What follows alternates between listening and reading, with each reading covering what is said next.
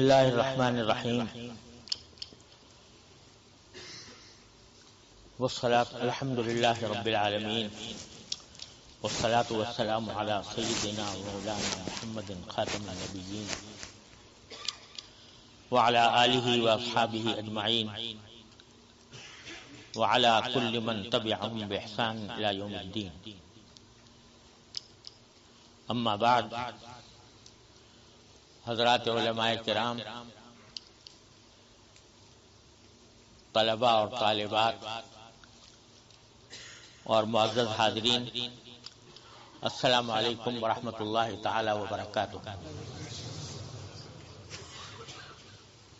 یہ اللہ تبارک و تعالی کا فضل و کرم ہے کہ آج ہم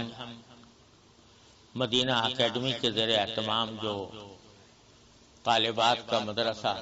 قائم ہے، اور الحمدللہ وہ طالبات کو درس نظامی کی تعلیم اور عالم کورس کی تعلیم کا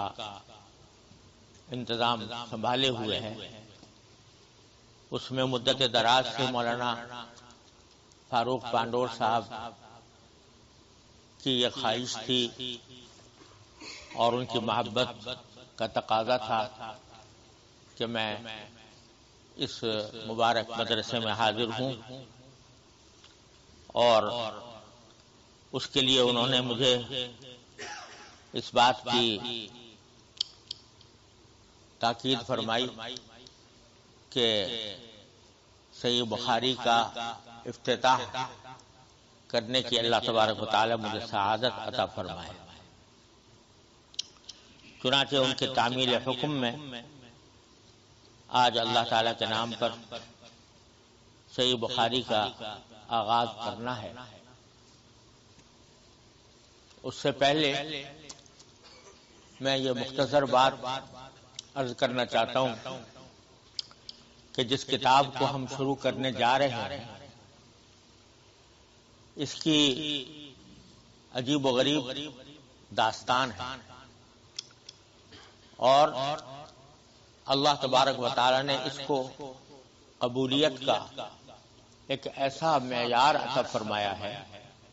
جو قرآن کریم کے بعد شاید کسی بھی کتاب کو حاصل نہ ہو. حضرت امام بخاری رحمۃ اللہ علیہ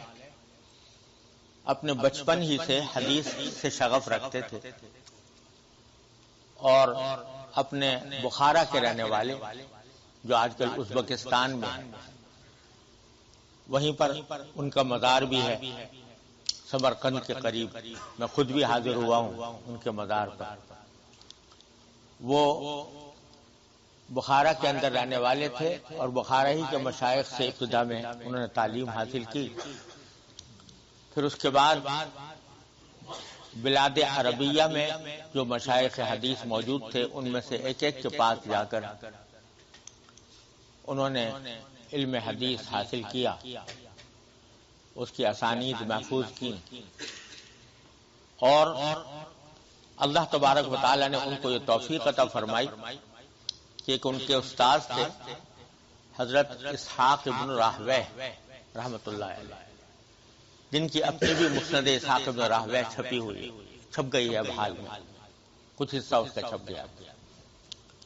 اسحاق ابن راہویہ خود ایک بہت بڑے محدث تھے اور فقہ کے بھی امام تھے. ایک مرتبہ ان کے درس میں انہوں نے یہ خواہش ظاہر کی کہ میرا دل چاہتا ہے کہ کوئی ایسی کتاب مرتب کی جائے کہ جس میں صرف صحیح احادیث ہوں، اور صحیح احادیث بھی مرفوع احادیث، یعنی خود رسول کریم صلی اللہ علیہ وسلم کی احادیث کے اقوال و افعال پر مشتمل احادیث. یہ خواہش ظاہر کی کیونکہ اس سے پہلے جو حدیث کی کتابیں وجود میں آئی تھی وہ ایسی تھی جن میں مرفوع احادیث بھی تھیں، رسول کریم صلی اللہ علیہ وسلم کے ارشادات اور آپ کے عملی احادیث بھی تھیں، اور اس کے ساتھ صحابہ اور تابعین کے آثار بھی تھے.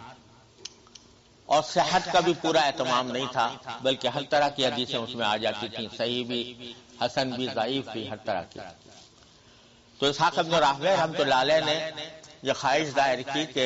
کوئی ایسی کتاب مرتب کی جائے جو صرف صحیح احادیث پر مشتمل ہو اور احادیث مرفوعہ یعنی نبی کریم صلی اللہ علیہ وسلم کے ارشادات اور عمل پر مشتمل ہو۔ امام بخاری کے دل میں یہ جذبہ پیدا ہوا۔ پھر ان کو خواب میں زیارت ہوئی حضور نبی کریم سرور دو عالم صلی اللہ علیہ وسلم، اور اس زیارت میں نبی کریم سرور دو عالم صلی اللہ علیہ وسلم کی زیارت ہوئی کہ ایسا دیکھا کہ جیسے کہ آپ سرکار دو عالم صلی اللہ علیہ وسلم کے چہرے مبارک پر پنکھا جل رہے ہیں، پنکھا جل رہے ہیں، کوئی مکھی قریب آئے قریب نہ آنے پائے۔ اس کی تعبیر خود انہوں نے یہ لی کہ انشاءاللہ مجھے اللہ تعالیٰ کی طرف سے توفیق ہوگی کہ میں احادیث میں سے وہ حدیثیں چھانٹ کر رکھوں کہ جو صحیح ہوں، اور نبی کریم صلی اللہ علیہ وسلم کی طرف اگر کسی بات کی غلط نسبت کی گئی ہے تو میں اس کو واضح کر دوں اور صحیح احادیث کا مجموعہ تیار کیا۔ تو اس طرح اللہ تبارک و تعالیٰ نے ان کو یہ صحیح بخاری تالیف کرنے کی سعادت عطا فرمائی، اور یہ سعادت اس طرح عطا فرمائی کہ انہوں نے ہر حدیث، جو بھی حدیث کا ایک بہت بڑا ذخیرہ ان کے پاس موجود تھا۔ بعض لوگوں نے کہا کہ 7 لاکھ مرویات ان کے پاس موجود تھی، اس میں متعدد طرق بھی شامل ہیں، لیکن ان میں سے وہ انتخاب کرتے تھے اپنے اس ذوق کے تحت کہ جس کے اندر پوری سند ان سے لے کر نبی کریم صلی اللہ علیہ وسلم تک جتنی سند ہے اس کے تمام راوی مکمل طور پر ثقہ ہوں، باعتماد ہوں، اور ان میں سے ایک ایک کا جائزہ لے کر دیکھتے تھے کہ آیا اس راوی نے جو دوسرے راوی سے حدیث روایت کی ہے تو وہ ممکن بھی اس کا سماع ہوا ہے یا نہیں، یعنی باقاعدہ سنا ہے اس نے یا نہیں سنا، اس کی پوری تحقیق کرتے تھے۔ پھر ان احادیث کو جتنی چھلنیاں ہیں احادیث کو چھاننے کی، اس کی اسناد کو چھاننے کی، وہ ساری چھلنیاں استعمال کرتے اور دیکھتے کہ یہ حدیث آیا شرائط پر صحیح اترتی ہے یا نہیں۔ اس کو اس طرح جمع کرنے کے بعد جب اپنی ساری چھلنیاں استعمال کر لی اور سارے طریقے استعمال کر کے اندازہ ہوا کہ یہ حدیث صحیح ہے، تو صرف اس پر اکتفا نہیں کرتے تھے بلکہ ہر حدیث پر غسل فرماتے، 2 رکعتیں پڑھتے اور 2 رکعتیں پڑھ کر استخارہ کرتے،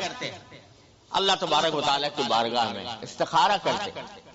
یعنی اللہ تعالیٰ کے سامنے یہ گزارش کرتے کہ یا اللہ میں نے اپنی قدرت کے مطابق جتنی چھلنیاں ہیں وہ تو چھان لی، اور اس کو دیکھ کر میں یہ سمجھ رہا ہوں کہ یہ حدیث صحیح ہوگی، لیکن حقیقت کا علم تو آپ ہی کو ہے، لہذا استخارہ فرماتے اور استخارہ کرنے کے بعد اور پھر وہ حدیث لکھتے ہیں۔ اب آپ اندازہ کیجئے کہ کتنی حدیثیں صحیح بخاری کے اندر موجود ہیں، اس کی تعداد میں بھی علماء نے مختلف تعدادیں بیان کی ہیں، کسی نے 7000، کسی نے 9000۔ اگر فرض کرو 7000 احادیث بھی لی جائیں تو اس کا مطلب یہ ہوا کہ صحیح بخاری اس طرح تالیف کیے کہ 7000 ہر حدیث پر 2 رکعتیں پڑھی تو 14000 رکعتیں پڑھی، اور 14000 رکعتیں پڑھ کر پھر استخارہ کیا، اس کے بعد لکھی۔ اللہ تبارک و تعالیٰ نے پھر اس کو اتنا ہی نہیں بلکہ اپنے اساتذہ کی خدمت میں پیش کیا، جو اس وقت کے مشہور اساتذہ تھے، جو حدیث کے مشائخ تھے، ابو زرعہ تھے، یحییٰ ابن معین تھے اور دوسرے حضرات تھے، ان کی خدمت میں پیش کیا، اور اسحاق ابن راہویہ تھے، ان کی خدمت میں پیش کیا۔ انہوں نے جب کہہ دیا کہ ہاں اب تمہاری کتاب یہ اس معیار پر اترتی ہے، تب انہوں نے اس کتاب کا درس شروع کیا اور بے شمار شاگردوں کو پڑھایا، اس کتاب کو پڑھا۔ اس زمانے میں پریس تو ہوتے نہیں تھے، مجلسیں ہوا کرتی تھیں، اور مجلسوں کے اندر وہ حدیث کا درس ہوتا تھا، اور ان مجلسوں کے اندر لوگ جو ہیں وہ جو حدیث شیخ بتا رہا ہے اپنی سند کے ساتھ وہ لوگ لکھتے تھے اور اس کے نسخے تیار ہو جاتے. اس طرح صحیح بخاری کے نسخے تیار ہوئے. اور یہ بھی اللہ تعالیٰ نے ایک عجیب کرشمہ دکھایا کہ قرآن کریم نازل ہوا عرب میں، عربی زبان میں. نبی کریم صلی اللہ علیہ وسلم مبعوث ہوئے عربی زبان میں بلسان عربی مبین، اور جزیرہ عرب ہی سے دین کا آغاز ہوا، اور وہیں پر حضور اقدس صلی اللہ علیہ وسلم کے صحابہ کرام تشریف فرماتے.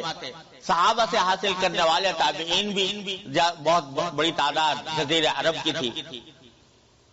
لیکن ان سارے جزیرہ عرب کے ماہرین اور محدثین اور فقہا اور ائمہ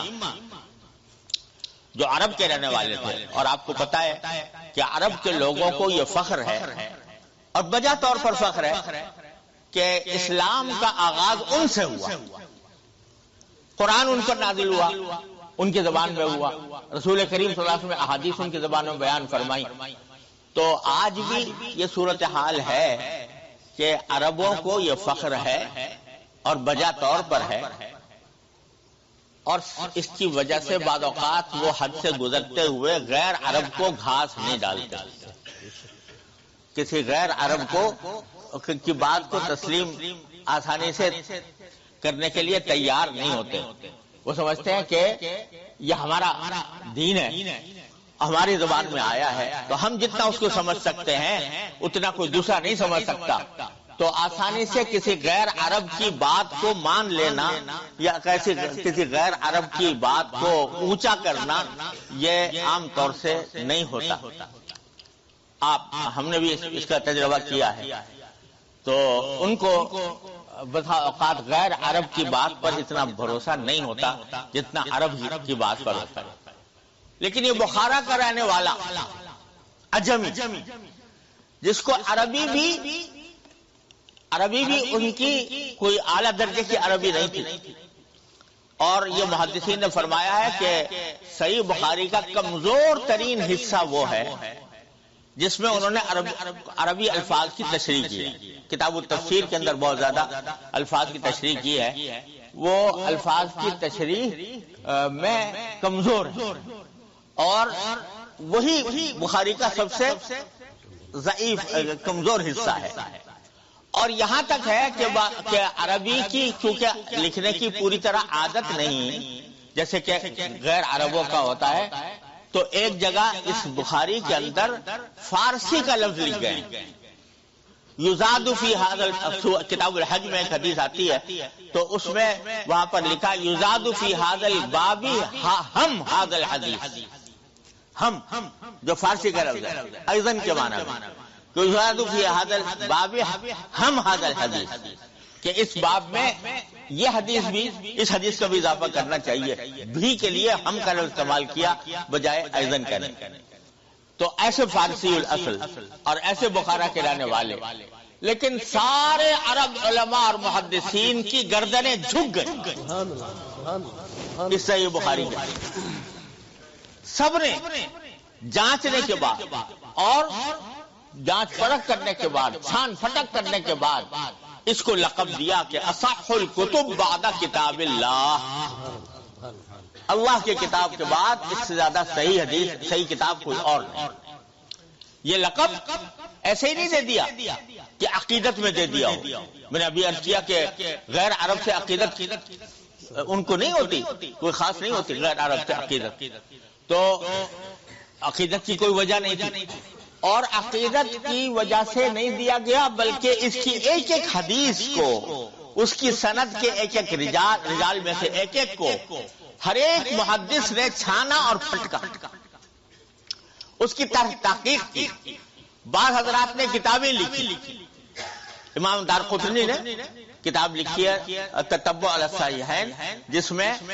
صحیحین صحیح بخاری صحیح مسلم کی ان حدیثوں کا ذکر کیا ہے جن کے بارے میں ان کا خیال ہے کہ ان کے اندر فلاں اعتراض پایا جاتا ہے، ان کے سند میں فلاں اعتراض پایا جاتا ہے. ان سارے اعتراضات کو پھر بعض کے علماء نے تحقیق کے ساتھ رد کیا، اور پھر اس کے بعد اس کا یہ تو مرتبہ ملا کہ اس کو اصح الکتب بعد کتاب اللہ قرار دیا۔ یہ مقام، اس مقام کی یہ کتاب ہے، اور جب سے امام بخاری رحمۃ اللہ علیہ نے یہ کتاب لکھی ہے اس وقت سے لے کر آج تک کوئی شخص عالم کہلانے کا مستحق نہیں ہوتا جب تک کہ صحیح بخاری اسے نہ پڑھے، اور صحیح بخاری کو پڑھنے کے بعد پھر اس کو کہا جاتا ہے کہ بھئی اس نے علم دین حاصل کر لیا۔ اس مقام کی یہ کتاب ہے، اور اس میں امام بخاری رحمۃ اللہ علیہ نے اپنے سے لے کر اور نبی کریم سرور عالم صلی اللہ علیہ وسلم تک کی ساری اسانید تفصیل کے ساتھ بیان فرمائی ہے، اور یہ اسی امت کا خاصہ ہے، اسی امت کا خاصہ ہے کہ الحمدللہ جس طرح قرآن کریم کے لیے اللہ تعالیٰ نے فرمایا تھا کہ اِنَّا نَحْنُ نَزَّلْنَا الذِّكْرَ وَإِنَّا لَهُ لَحَافِظُونَ، کہ ہم قرآن کریم کو ہم نے نازل کیا اور ہم ہی اس کی حفاظت کریں گے۔ تو صرف الفاظ قرآن کی حفاظت کا وعدہ نہیں ہے، بلکہ معانی قرآن کی حفاظت کا بھی اللہ تعالیٰ نے وعدہ لیا۔ تو لفظوں کی حفاظت تو اس طرح کرائی کہ 10-10 12-12 سال کے بچے وہ پورا قرآن سینے میں لیے بیٹھے، اگر خدا نہ کرے دنیا سے قرآن کریم کے نسخے ختم بھی کر دیے جائیں تب بھی ایک 10 سال کا بچہ 12 سال کا بچہ اپنے حافظے سے پورا قرآن لکھوا سکتا ہے۔ الحمدللہ الفاظ کی حفاظت تو اس طرح کی، اور معانی کی حفاظت اس طرح کی کہ معانی قرآن کریم کے بیان فرمائے ہیں نبی کریم سرور دو عالم صلی اللہ علیہ وسلم۔ آپ نے اپنے اقوال سے، اپنے اعمال سے، اپنے افعال سے، قرآن نے تو یہ فرمایا تھا کہ نماز قائم کرو، لیکن نماز کیسے پڑھی جاتی ہے یہ بتایا صرف رسول کریم سرور دو عالم صلی اللہ علیہ وسلم۔ ہر چیز کی تفسیر نبی کریم صلی اللہ علیہ وسلم نے فرمائی، تو اس کی تفسیر کا بھی اللہ تعالی نے محفوظ رکھنے کا یہ اہتمام فرمایا کہ سلسلہ اسناد قائم فرمایا۔ آج ہم جتنی حدیثیں یہاں ہیں بخاری میں ہیں یا کسی اور کتاب میں ہیں سیاہ ستہ میں سے، ان میں سے ہر حدیث کا ہم اپنے سے لے کر اور رسول اللہ صلی اللہ علیہ وسلم تک جتنی سند آتی ہے اس میں سے ایک ایک فرد کا نام لے کر بتا سکتے ہیں کہ یہ ہمیں اس سند کے ساتھ ملا۔ یہ رسول کریم صلی اللہ علیہ وسلم کی احادیث کو اللہ تعالیٰ نے اس طرح محفوظ فرمایا۔ آج لوگ کہتے ہیں کہ حدیث جو ہے وہ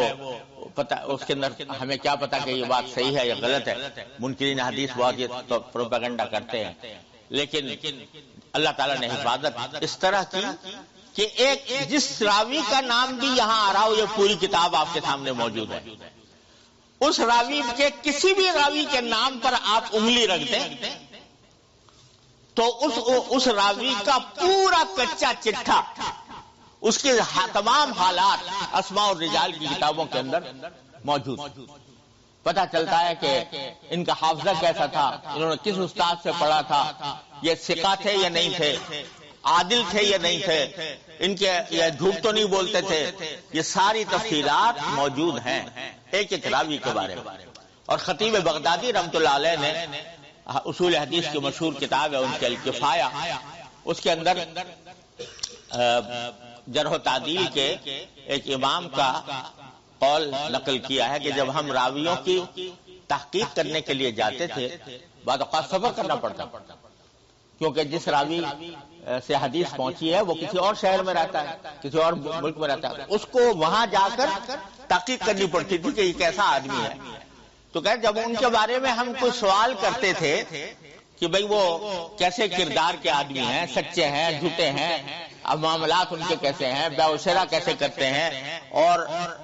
معاملات کے اندر وہ پختہ ہیں یا نہیں ہیں، اس قسم کے سوالات ہم لوگوں سے، وہاں کے محلے والوں سے، وہاں کے رہنے والوں سے کرتے تھے، تو محلے والے بعض اوقات یہ پوچھتے تھے تو کیا آپ کے پاس ان کا کوئی رشتہ آیا، یعنی آپ کے پاس آپ کی کسی بیٹی کے ساتھ انہوں نے رشتہ بھیجا ہے کہ جس کی وجہ سے آپ یہ تحقیق کر رہے ہیں کہ ان کے حالات کیسے ہیں۔ تو ہم ان کے جواب میں کہتے تھے رشتہ تو کوئی نہیں آیا، لیکن ایک رشتہ ہے جو نبی کریم صلی اللہ علیہ وسلم کے ساتھ، اس رشتے کی وجہ سے ہم ان کے بارے میں حالات کی تحقیق کر رہے ہیں. اور اس طرح پورے تمام رجال حدیث کی کتابیں بھری ہوئی ہیں، اس کے اندر ایک ایک راوی کے پورے حالات محفوظ ہیں. یہ دنیا کے کسی مذہب میں، کسی ملت میں، کسی دین میں، کسی نظام میں سلسلہ اسناد کا یہ منظر موجود نہیں. اگر آپ یہ دیکھو بائبل ہے، بائبل تو جو حضرات بائبل کو مقدس مانتے ہیں، اور ہم بھی اس لحاظ سے مقدس سمجھتے ہیں کہ اس کے اندر بہت سی باتیں حقیقی بھی ہیں، لیکن وہ بائبل جو آج ہمارے پاس پہنچی، انجیلیں بائبل کے دو حصے ہوتے ہیں، ایک عہد نامہ قدیم کہلاتا ہے، ایک عہد نامہ جدید کہلاتا ہے. عہد نامہ جدید جو ہے وہ انجیل، اناجیل ہے. 4 انجیلیں ہیں جو اس وقت دنیا میں رائج ہیں بائبل کے نام سے. بائبل کے اندر وہ 4 انجیلیں متی، مرقس، لوقا اور یوحنا، 4 لوگوں کی لکھی ہوئی ہیں، اور اس میں سیرت ہے حضرت عیسیٰ علیہ السلام، اور اسی کے ضمن میں حضرت عیسیٰ علیہ السلام کی تعلیمات بھی ہیں. یہ جو کتابیں ہیں ان کے بارے میں اگر پوچھا جائے کہ ان کی سند کہاں ہے، یعنی کیسے ہم یقین کریں کہ یہ متی کی لکھی ہوئی ہے یا یہ یوحنا کی لکھی ہوئی ہے. اور لوقا اور مرقس تو براہ راست صحابی یعنی حضرت عیسیٰ علیہ السلام کے شاگرد بھی نہیں ہیں، ان کے شاگردوں کے شاگرد ہیں. تو ان سے اگر پوچھا جائے کہ اس کی سند کیا ہے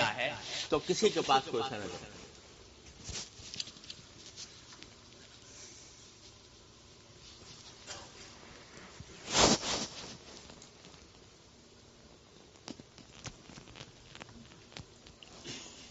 کسی کے پاس انجیلوں کی کوئی سند موجود نہیں کہ کیسے ہم یقین کریں کہ یہ وہی انجیلیں ہیں. اور عیسائیت پر 300 سال ایسے گزرے ہیں. حضرت مسیح علیہ السلام کے آسمان پر اٹھائے جانے کے بعد 300 سال ایسے گزرے ہیں کہ جن میں ان کے اوپر مظالم بھی توڑے گئے، اور لوگوں نے اپنی طرف سے بہت ساری انجیلیں لی تھیں. یعنی حضرت موسیٰ، حضرت عیسیٰ علیہ السلام کی سیرتیں بہت سارے لوگوں نے لی تھیں، یہاں تک کہ ان کی تعداد 100 تک پہنچ گئی. اس وقت تک یہ 4 انجیلیں مستند نہیں قرار دی گئی تھیں. 100 انجیلیں تھیں، 100 کے قریب بڑی تعداد میں انجیلیں تھیں، اور ان انجیلوں کے اندر کسی کا پتہ نہیں چلتا، اس میں اختلاف تھا، پتہ نہیں چلتا تھا کہ کون سی انجیل اصلی ہے کون سی نقلی ہے. 300 سال کے بعد نیس کے مقام پر، جو آج کل فرانس میں ہے، پہلے اس زمانے میں اٹلی میں تھا، وہاں پر ایک کونسل منعقد ہوئی. سارے دنیا سے عیسائیوں کے جو بڑے بڑے علماء تھے ان کو جمع کیا گیا یہ فیصلہ کرنے کے لیے کہ کون سی سچی ہے کون سی جھوٹی ہے. اب ہر ایک اپنے دلائل پیش کرتا تھا، لیکن سند کسی کے پاس نہیں. تو جب معاملہ رفع نہیں ہو سکا، تنازع رفع نہیں ہو سکا، تو انہوں نے آپس میں یہ طے کیا کہ بھئی اللہ میاں سے پوچھتے ہیں، اللہ تعالیٰ سے پوچھتے ہیں کہ کون سی انجیل برحق ہے. اب اللہ تعالیٰ سے کیسے پوچھیں؟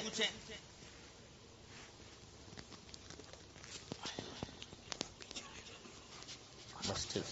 ٹھیک ہے. اللہ تعالیٰ سے کیسے پوچھیں؟ تو ایک شخص نے تجویز پیش کی کہ ایسا کرو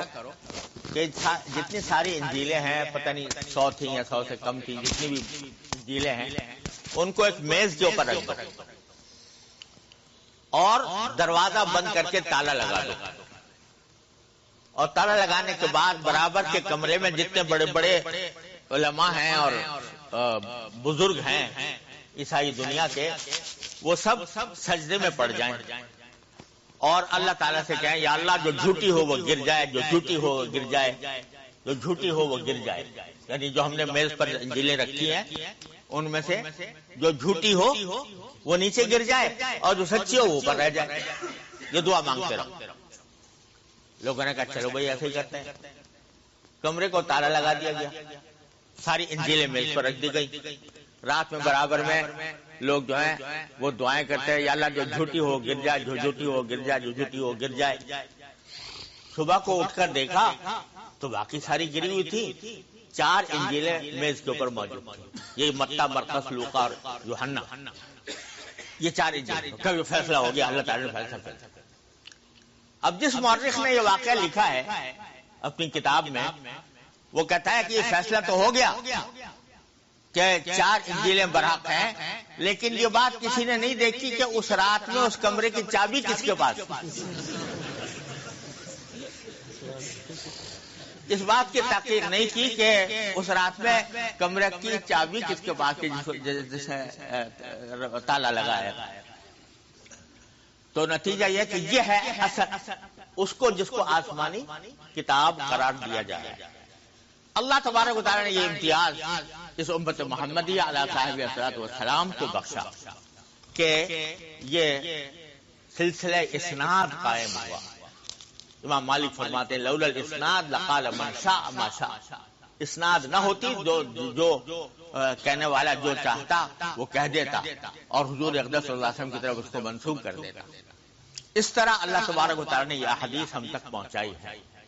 اللہ تعالیٰ کے فضل و کرم سے ہم پورے اعتماد کے ساتھ یہ کہہ سکتے ہیں کہ یہ احادیث ہیں،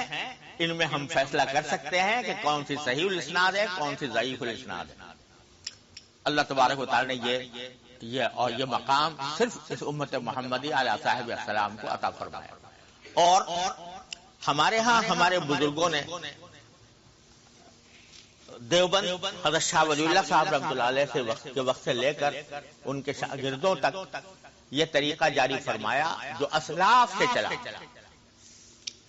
کہ ہم ہر حدیث کسی استاد کے ساتھ سامنے بیٹھ کر پڑھتے ہیں. اب دنیا میں یہ طریقہ تقریباً ختم ہو رہا ہے. دنیا سے میری مراد بر صغیر سے باہر، یعنی آپ بلاد عربیہ میں چلے جائیے، یونیورسٹیوں کے اندر اگر حدیث پڑھائی جائے گی تو کوئی حدیث کی کتاب مکمل نہیں پڑھائی جاتی. خلاصے ہیں، منتخبات ہیں، وہ پڑھا دیے جاتے ہیں. لیکن از اول تا آخر حدیث پڑھانے کا سلسلہ یہ صرف الحمدللہ بر صغیر میں ہے اور اسلاف سے چلا آتا ہے. اس کی وجہ یہ ہے کہ اللہ تبارک و تعالی نے قرآن و حدیث کو ایک ایسی چیز بنایا ہے کہ یہ صرف مطالعے سے حاصل نہیں ہوتا. جب استاذ کے سامنے بیٹھ کر اس کے سامنے دانو تلمذ طے کر کے کوئی شخص قرآن اور حدیث پڑھتا ہے تو اس کے اندر جو نور ہوتا ہے، اس کی جو برکات ہوتی ہیں، ان برکات کا حصول محض خلاصے پڑھ کر، منتخبات پڑھ کر حاصل نہیں ہوتی. اللہ تعالیٰ نے ایک خاص رشتہ جوڑا ہے.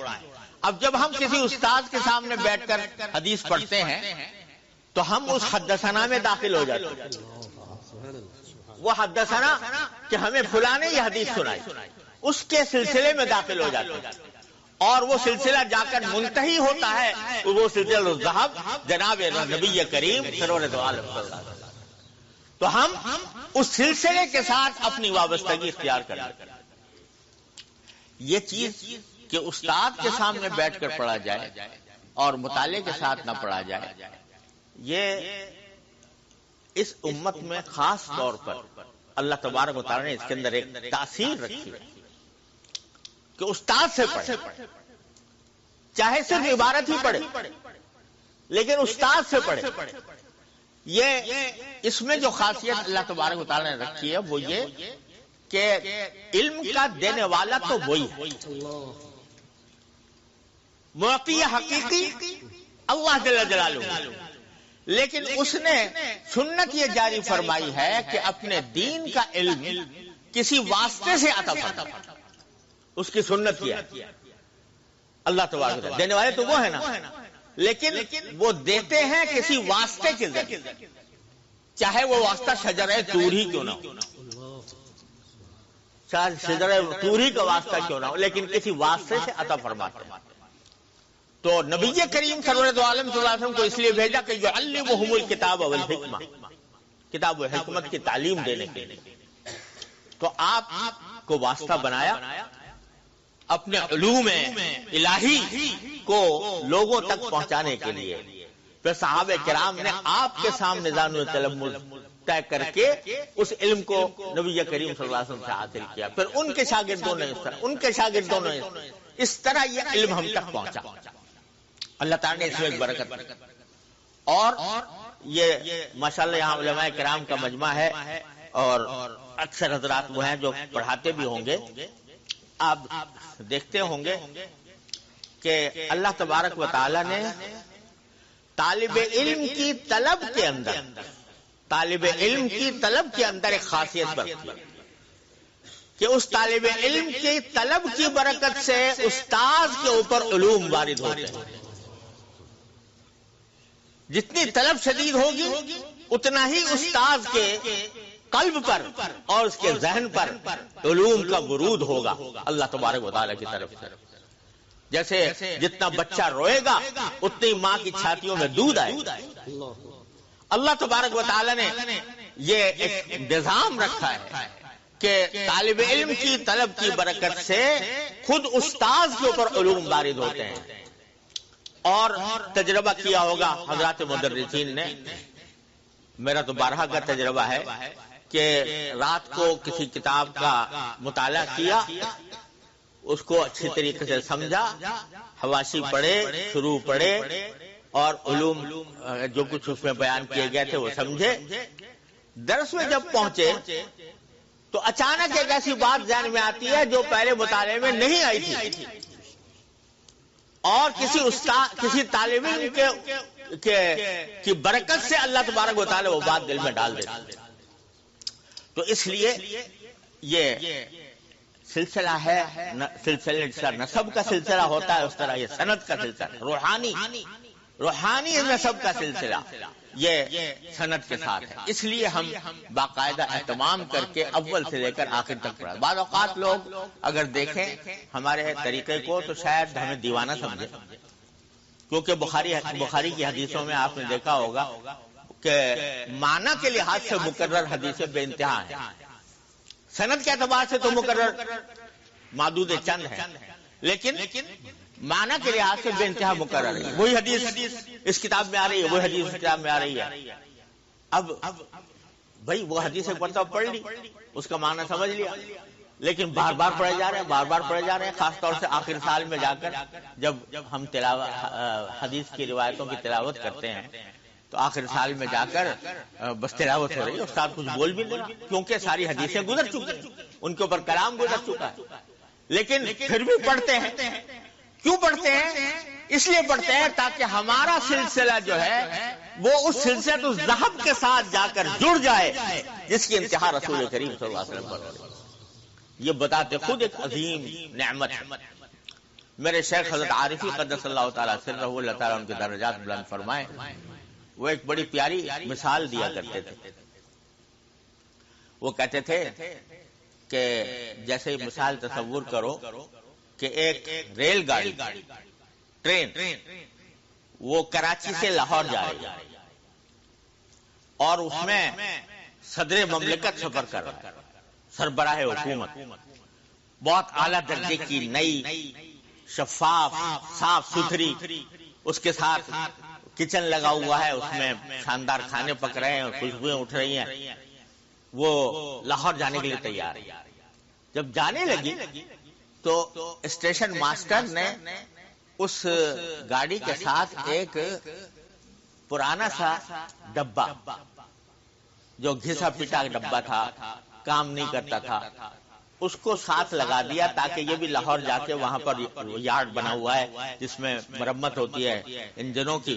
تو اور گاڑیوں کی مرمت کے لیے وہ بھی ساتھ لگا دیا۔ اب وہ جب گاڑی چلی تو اگلے والے ڈبے تو بڑے سموتھ انداز میں چل رہے ہیں، اور یہ جو پرانا ڈبہ لگایا تھا یہ ہر وقت چوں چوں چوں چوں بولتا ہے، اور کبھی کھٹپٹ کی آواز آتی ہے، کبھی چونچو کی آواز آتی ہے، اور وہ اپنے پرانے پن کا وہ اظہار کرتا ہے اپنے ہر ادا میں. تو کوئی اس پر ہنستا ہے کہ تو کہاں لگ گیا اس کے ساتھ. پرانا ڈبہ خستہ حالت میں، تو اس بادشاہ کی ٹرین میں کہاں سے لگ گیا؟ تو وہ جواب دیتا ہے کہ ٹھیک ہے، میں خستہ ہوں، میں پرانا ہوں، میرے حالات خراب ہیں، میرے رنگ اڑا ہوا ہے، ساری چیزیں، لیکن میرا کنڈا اس بڑی گاڑی کے ساتھ لگا ہوا ہے. جس وقت یہ گاڑی لاہور پہنچے گی میں بھی اس وقت لاہور پہنچوں گا. تو الحضرت فرماتے تھے کہ بزرگان دین کے ساتھ، اللہ کے بندوں کے ساتھ رشتہ جڑ جانا یا تو سند کے ذریعے رشتہ جڑ جانا، یا ان کے روحانی سلسلے کے اندر شامل ہو جانا. یہ دو کام ایسے ہیں کہ جس کے ذریعے چاہے انسان کتنا ہی خستہ حال ہو، لیکن اللہ تبارک و تعالیٰ کی رحمت کی برکت سے وہاں پہنچا دیتا ہے. اور وہاں پہنچ جاتا ہے تو مرمت بھی ہو جاتی ہے، ٹھیک بھی ہو جاتا ہے. تو اللہ والوں کے ساتھ تعلق قائم رکھنا اور اہل علم کے ساتھ اور اہل علم کے سلسلے سند کے ساتھ وابستہ ہو جانا، یہ ایسا ہی ہے جیسے پرانے درانے ڈبے کی کنڈا لگا دیا گیا ہو بڑی شاندار گاڑی کے ساتھ. تو اللہ تبارک و تعالیٰ اس کی مرمت بھی فرماتا. اور یہ بات محض حضرت کا ایک قیاس ہی نہیں ہے، حدیث سے مستفاد. وہ حدیث مشہور ہے، ہر آدمی جانتا ہے کہ رسول کریم صلی اللہ علیہ وسلم سے کسی نے پوچھا کہ یا رسول اللہ قیامت کب آئے گی؟ تو آپ نے فرمایا کہ ما عادت لہا، پوچھ تو رہے ہو قیامت کے بارے میں، لیکن تیاری کیا کی ہے قیامت کی؟ تو انہوں نے عرض کیا کہ یا رسول اللہ میں نے کچھ زیادہ روزے نماز تو کیے نہیں ہیں، نفلی روزے زیادہ نہیں رکھے، فرائض پر اکتفا کیا ہوگا، لیکن احب اللہ و رسول، اللہ اس کے رسول سے محبت رکھتا ہوں. تو آپ نے یہ جملہ ارشاد فرمایا کہ المرء مع من احب، انسان اس کے ساتھ ہوگا جس نے محبت کی ہے. تو صحابہ کرام فرماتے ہیں کہ جس دن آپ نے یہ بات فرمائی تھی ہمارے لیے عید کا دن بن گیا. ہماری اتنی خوشی کبھی نہیں ہوئی تھی جتنی یہ بات سن کر ہوئی، کیونکہ الحمدللہ ہم جیسے کیسے بھی ہوں لیکن رسول کریم صلی اللہ علیہ وسلم کی محبت اللہ تعالی نے ہمیں عطا فرمائی. تو بھائیو، اس لیے میں طلباء اور طالبات جو شروع کر رہے ہیں، میں ان کو یہ ذرا سا احساس دلانا چاہتا ہوں کہ جو کام شروع کرنے جا رہے ہیں یہ معمولی بات نہیں ہے، یہ ایک عظیم سلسلۃ الذہب کے ساتھ اپنا دامن جوڑنے کا کام ہے، اس کی قدر پہچانے. اسی لیے میں اپنے ساتھیوں سے ہر سال دور حدیث کے ساتھیوں سے کہا کرتا ہوں کہ کوشش یہ کرو کہ کوئی حدیث استاد کے بغیر نہ گزرے. اور الحمدللہ ہمارے ہاں تقریباً 450 طالب علم ہوتے ہیں دور حدیث میں، 450 ہوتے ہیں، وہ بھی بہت چھان پھٹک کر لیے جاتے ہیں، لیکن ان میں ایک بہت بڑی تعداد تقریباً جن کی کم از کم 60-70 طلبہ کم از کم ایسے ہوتے ہیں کہ ان کی سارے دور حدیث کی کتابوں میں سے کسی ایک کتاب میں بھی تاخیر نہیں، غیر حاضری نہیں، تاخیر نہیں. ان کو خاص اہتمام کیا ہے، وہ صاحب ترتیب کہلاتے ہیں ہمارے یہاں، ہماری اصطلاح میں کہ صاحب ترتیب ہے. تو اول سے لے کر اگر کسی کی کوئی حدیث اتفاق سے چھوٹ جاتی ہے، وہ بعد میں ہمارے پیچھے لگا رہتا ہے کہ یہ حدیث چھوٹ گئی تھی، یہ آپ ہمیں پڑھا دیں، ہمارے سامنے ہم آپ کے سامنے پڑھ لیتے ہیں. تو وہ کرتے ہیں. کیوں؟ اس لیے کہ ہر حدیث کے اندر اپنا دامن اس سلسلۃ الذہب کے ساتھ جوڑنا، ہر حدیث کے اندر جوڑنا. اس وجہ سے یہ اس کا اہتمام کیا. حضرت شیخ الحدیث مولانا محمد زکریا صاحب رحمۃ اللہ علیہ فرماتے تھے، ان کی تقریر میں بھی چھپا ہوا ہے کہ میں جب کسی استاد کے ساتھ کے سامنے حدیث پڑھ رہا ہوتا تھا تو اب ہوتا ہی تھا کہ دور حدیث میں تو صبح سے لے کے شام تک اسباق ہوتے ہیں اور درس چلتا رہتا ہے، تو اس میں بعض اوقات وضو کی ضرورت پیش آ جاتی ہے کہ وضو تازہ کرنا. تو میں نے اپنے ایک ساتھی سے یہ معاہدہ کر رکھا تھا کہ اگر مجھے کہیں وضو کی ضرورت پیش آئی تو میں تمہیں اشارہ کر دوں گا، تم استاد سے کوئی سوال کر لینا، استاد سے کوئی ایسا سوال کر لینا کہ جس کے جواب میں ان کو 5-10 منٹ لگ جائے، تو تم سوال کر لینا، اتنی دیر میں وضو کر کے آ جاؤں گا تاکہ حدیث کوئی نکلے نہیں۔ اور وہ بھی ایسے ہی کرتا تھا کہ جب اس کو وضو کی حاجت پیش آتی تھی تو وہ مجھے اشارہ کر دیتا تھا، تو میں استاد کو کوئی سوال کر لیتا تھا استاد سے کہ حضرت فلاں بات ہے، اس کا کیا جواب ہوگا وغیرہ، تاکہ وہ وضو کر کے آ جائے۔ کچھ دنوں میں استاد نے پہچان لی کہ انہوں نے آپس میں یہ معاہدہ کر رکھا ہے۔ تو ایک مرتبہ ایسا ہوا کہ میرے ساتھی نے مجھے اشارہ کیا کہ میں ذرا جانا چاہتا ہوں، تو میں نے حضرت اپنے استاد سے کہا کہ حضرت آپ نے جو یہ بات فرمائی تھی تو اس کے بارے میں علامہ ابن حمام رحمۃ اللہ علیہ نے تو فلاں بات فرمائی ہے، اس کا وہ بظاہر اس کے خلاف معلوم ہوتی ہے۔ تو استاد نے کہا یار ابن حمام کو چھوڑو، تم اپنے ساتھی کو وضو کر کے آ جانا۔ تو وہ تاکہ وضو کر کے آ جائے، تو مجھے خامخواہ کیوں تم بحث میں ڈالتے ہو کہ ابن حمام کا نام لے کر۔ تو ہمارے بزرگوں نے اس طرح یہ کوشش کی ہے کہ کوئی حدیث بھی اپنے استاد کے بغیر نہ پڑھے، کیونکہ اللہ تعالیٰ نے کنیکشن رکھ دیا ہے استاد میں اور شاگرد میں، ایک کنیکشن رکھ دیا ہے کہ شاگرد کی طلب سے استاد کے اوپر علوم وارد ہوتے ہیں، اس کے ذریعے اس کے سامنے جو بات پڑھی جاتی ہے اس میں جو نور ہوتا ہے، اس میں جو برکت ہوتی ہے، وہ تنہا مطالعہ کرنے سے۔ تقریریں چھپی ہوئی ہیں آج کل ساری کتابوں کی، بخاری کی، مسلم کی، ترمذی کی تقریر چھپی ہوئی ہیں۔ بعض طالب یہ سوچتے ہیں کہ ارے جب امتحان کا وقت آئے گا وہ تقریریں پڑھ لیں گے اور اس کے ذریعے جواب دے دیں گے، لیکن یاد رکھو کہ کبھی اس سے وہ نور حاصل نہیں ہو سکتا حدیث کا، کہ جو حدیث کے علم کے اندر اللہ تبارک و تعالی نے ودیعت فرمایا۔ تو میں اپنے ساتھیوں سے، طالب علم ہوں یا طالبات ہوں، یہ درخواست کرتا ہوں کہ اس کا اہتمام کرنے کی کوشش کریں کہ ہر حدیث اپنے استاد سے پڑھیں۔ اللہ جب یہ طلب کی چنگاری ہوتی ہے تو پھر اللہ تبارک و تعالی استاد کے اوپر علوم وارد فرماتے ہیں۔ ایک واقعہ اور یاد آ گیا اس سلسلے میں، حضرت حاجی امداد اللہ صاحب مہاجر مکی رحمۃ اللہ علیہ، جانتے ہیں نا ہم سب کے، در حقیقت اگر دیکھا جائے تو جو ہمارے قطب الاقطاب تھے، ان سے ایک شاگرد نے کہا، ان کے ایک مرید نے کہا کہ حضرت ہم نے جو کچھ بھی حاصل کیا وہ تو آپ سے حاصل کیا، ہم نے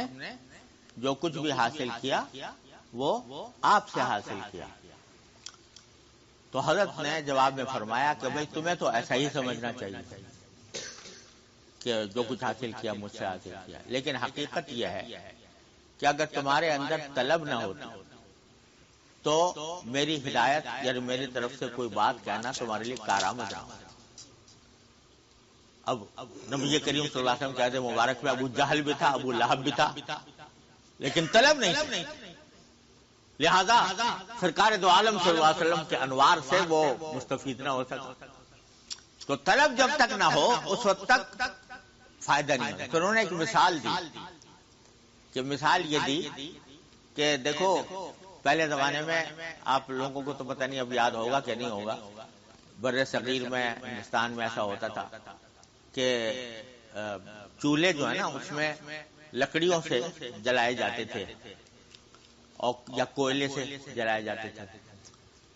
اب اگر کسی عورت کو اپنے گھر کے چولہے کو جلانے کی ضرورت ہے تو اب وہ لکڑیاں پہلے لائے، لڑکیوں کو سلگائے، اس میں بہت دیر لگتی تھی، تو اپنی کسی پڑوسن سے بعض اوقات وہ کہہ دیتی تھی کہ بھئی آپ کے چولہے میں اگر آگ ہے تو تھوڑی سی آگ مجھے دے دو تو میں اپنا چولہا گرم کروں۔ تو ایک عورت نے اپنی پڑوسن سے کہا کہ بی بی میرے گھر میں آگ نہیں ہے، اگر آپ کے چولہے میں تھوڑا سی آگ ہو تو میں لے لوں، اس سے اپنا چولہا جلا لوں۔ تو اس نے کہا جی میرے گھر میں تو چولہا ٹھنڈا پڑا ہوا ہے، اس میں تو آگ نہیں ہے۔ تو اس مانگنے والی نے کہا کہ اگر آپ کی اجازت ہو تو میں اس کی جو راکھ ہے اس کو کورید کے دیکھ لوں، شاید کوئی چنگاری مل جائے۔ تو اس نے وہ کوریدا تو تھوڑی سی چنگاری مل گئی، وہ چنگاری مل گئی تو اس نے اب جا کر اسے روشن کر دیا۔ تو اگر طلب کی چنگاری ہو دل میں کہ میں اللہ تعالیٰ تک پہنچنا چاہتا ہوں، اللہ تعالیٰ سے تعلق چاہتا ہوں، اتباع سنت چاہتا ہوں، اللہ تبارک و تعالیٰ کی مرضی کی زندگی چاہتا ہوں، طلب دل میں ہو تو پھر استاد جو ہے اس کے چولہے کو روشن کر دیتا ہے۔ اور اگر آدمی کے اندر طلب ہی نہیں، چنگاری ہی نہیں ہے، تو پھر استاد ہزار واز کہتا رہے، ہزار طریقے استعمال کرتا رہے، اس سے فائدہ نہیں۔ استاد کا یہ فائدہ ہے۔ اس لیے میں عرض کر رہا ہوں کہ یہ گزارش کرتا ہوں کہ آپ سبق شروع کرنے والے ہیں تو اہتمام کریں، کوشش کریں کہ کوئی حدیث بغیر استاد کے نہ گزرے۔ یہ تو ابتدائی کچھ گزارشات تھی، اب اللہ کے نام پر شروع کرتے ہیں۔ نہیں ٹھیک ہے، اچھا نہیں لگتا ہاں اچھا ہاں، ذرا بیٹھنے میں دشواری ہو رہی ہے۔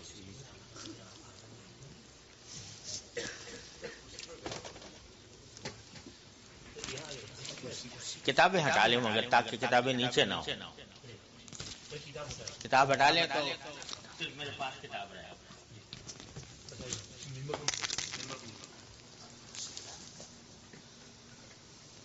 وہ ٹانگوں میں کچھ ایسی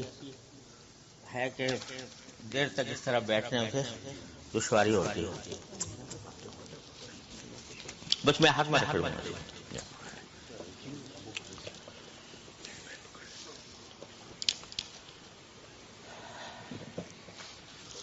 اب میں بسم اللہ کر کے شروع کرتا ہوں۔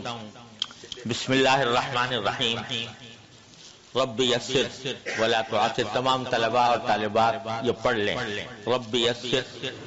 ولا تعسر وتمم بالخیر، رب یسر ولا تعسر وتمم بالخیر، رب یسر ولا تعسر وتمم بالخیر، یا فتاح یا فتاح یا فتاح افتح لنا بالخیر۔ اب میں عبارت پڑھتا ہوں۔ دو طریقے ہوتے ہیں حدیث کو حاصل کرنے کے اور پڑھنے کے۔ ایک یہ کہ استاد پڑھے اور شاگرد سنے، جس کو قرات کہا جاتا ہے یا تحفیظ کہا جاتا ہے۔ اور ایک طریقہ یہ ہے کہ طالب علم پڑھے اور استاد سنے اور اس کی تصدیق کرتے ہیں۔ تو ہم پہلا طریقہ استعمال کرتے ہیں، بسم اللہ الرحمن الرحیم۔ باب کیف کان بدء الوحی الی رسول اللہ صلی اللہ علیہ وسلم وقول اللہ عز وجل انا اوحینا الیک کما اوحینا الی نوح والنبیین من بعدہ، وبالسند المتصل منا الى الامام الامام الحافظ الحجہ امیر المؤمنین فی الحدیث ابی عبداللہ محمد بن اسماعیل بن المغیرہ بن بردزبہ الجعفی البخاری رحمہ اللہ تعالی قال حدثنا الحمیدی قال حدثنا سفیان قال حدثنا یحیی بن سعید الانصاری قال اخبرنی محمد بن ابراہیم التیمی انه سمع عبد الله بن وقاص اللیثی یقول سمعت عمر بن الخطاب رضی اللہ تعالی عنہ على المنبر يقول سمعت رسول اللہ صلی اللہ علیہ وسلم يقول انما الاعمال بالنیات وانما لامرئ ما نوى فمن كانت هجرته الى دنیا يصيبها او الى امرأة ينكحها فهجرته الى ما هاجر الیہ۔ یہ پہلا باب ہے بخاری کا اور پہلی حدیث ہے جو امام بخاری نے اس میں روایت کی ہے۔ امام بخاری کے مدارک عجیب و غریب ہیں۔ جن لوگوں نے حدیث کی کتابیں لکھی ہیں ان میں سے بیشتر نے تو یعنی بہت سے لوگوں نے تو کتاب الایمان سے شروع کیا ہے، بہت سو نے کتاب الطہارہ سے شروع کیا ہے، اس خیال سے کہ سب سے پہلے اسلام لانے کے بعد جو فریضہ عائد ہوتا ہے وہ طہارت کا ہوتا ہے۔ بعض نے اتباع سنت سے کیا ہے، ابن ماجہ نے اعتصام بالکتاب و سنت سے کیا ہے، لیکن امام بخاری نے جو کتاب شروع کی وہ اس سے شروع کی کہ کیف کان بدء الوحی الی رسول اللہ صلی اللہ علیہ وسلم، نبی کریم سرور دو عالم صلی اللہ علیہ وسلم پر وحی کا نزول کا آغاز کس طرح ہوا، اس لیے کہ سارا دین در حقیقت اس کا اصل سرچشمہ وحی الہی جو رسول کریم صلی اللہ علیہ وسلم پر نازل ہوئی، اس لیے سب سے پہلے یہ باب قائم کیا، اور پھر آگے جو حدیثیں آ رہی ہیں اس میں وحی کے نزول کی کیفیات اور اس کے واقعات بیان فرمائے گئے ہیں۔ لیکن حدیث جو لے کر آئے ہیں اس کے تحت یہ وہ حدیث ہے جو اکثر لوگوں کو یاد ہوتی ہے، اس کا پہلا حصہ کم از کم عام مسلمانوں کو یاد ہوتا ہے، انما الاعمال بالنیات، کہ تمام اعمال کا دار و مدار نیتوں پر ہے، اور یہ فرمایا کہ انما لامرئ ما نوى، ہر انسان کو وہی ملے گا جس کی اس نے نیت کی۔ اس میں امام بخاری نے اس کو یہاں پر کیوں ذکر کیا، اس باب کے تحت ایک مستقل بحث ہے، جب آپ باقاعدہ پڑھیں گے تو انشاءاللہ وہ سامنے آئے گی۔ لیکن صحیح بات یہ ہے کہ اللہ تعالیٰ نے امام بخاری رحمۃ اللہ علیہ کو جہاں محدث بنایا تھا وہاں مربی بھی بنایا، پڑھنے والے کی تربیت،